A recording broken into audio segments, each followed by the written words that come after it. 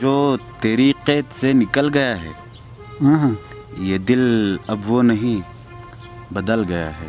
वाह जहाँ जाना खिलाफ फितरत है, ये मेरा दिल वहाँ फिसल गया है। वाह ډېر سلامونه ملګرو، هیله ده چې جوړ او روغ به یاست. سالادات خدمتګار یم او را سره جمیل رحمان جمیل شاید تاسو به لیدلی. جمیل رحمان چې دی هغه د اردو شاعري کوي. په سیمه کې د پښتو کلتور، پښتو جامه پښتو او ژبه پښتو او هغه د اردو شاعري کوي. شاید تاسو به اورېدلي د کمال ډک شعرونه او غزلې جوړوي. نو نن راغلي یو بیا د جمیل رحمان جمیل ولوري ته.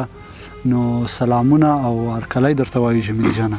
وعلیکم السلام رضا صاحب، ستاسو ډیره شکریا ادا کوم چې تاسو ما ته خپل قیمتي وخت راکړئ او تاسو په هر ځای کې ما ته مینه راکړې ده. ستاسو ډیره مننه کوم، مهرباني. مننه جمیل جانه که زموږ له کتونکو سره او ستا خپل څه راوړي شریک یې. بالکل. قبضہ مجھ پر کسی پری کا ہے، قبضہ مجھ پر کسی پری کا ہے، پاس جو کچھ ہے سب اسی کا ہے. واه ډېر ښه، دا شعر ور بیا ووایه. قبضہ مجھ پر کسی پری کا ہے، پاس جو کچھ ہے سب اسی کا ہے. واہ ډېر. میں نے اب روح کو کیا تسخیر، میں نے اب روح کو کیا تسخیر، دل یہ کمبخت کب کسی کا ہے. واہ ډېر.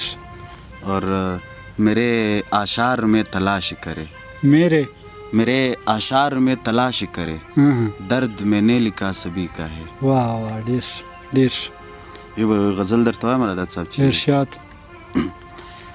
مجھ سے چوٹی ہے اور گلاب بھی، مجھ سے چوٹی ہے، مجھ سے چوٹی ہے اور گلاب بھی، وہ اکیلی ہے دستیاب بھی. واہ. دھیرے دھیرے سب ہو گئے خراب، دھیرے سب ہو گئے خراب، عقل شکل اور دل جناب بھی. واہ ډېر. نو سو شعرونه دی رضا صاحب چې ارشاد. جو تیری قید سے نکل گیا ہے، یہ دل اب وہ نہیں بدل گیا ہے. جہاں جانا خلاف فطرت ہے، یہ میرا دل وہاں پھسل گیا ہے. اظہار تیرے بعد بھی کرنے نہیں دیا، مجھ کو میرے غرور نے گرنے نہیں دیا. چہرے میں جو اثر تھا میرے اب نہیں رہا، چہرے میں جو اثر تھا میرے اب نہیں رہا، دل میں تبھی تو یار نے رہنے نہیں. خود چاند کی مدد سے نظر ڈالی رات پر، خود چاند کی مدد سے نظر ڈالی رات پر، سورج نے دن کو رات سے ملنے نہیں دیا.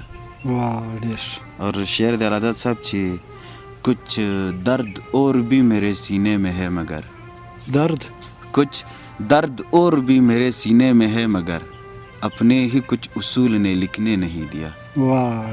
اس نے لکھا بہت تیرے جیسے گئے جمیل، اس نے لکھا بہت تیرے جیسے گئے جمیل، مدت سے کچھ حروف نے جینے نہیں دیا.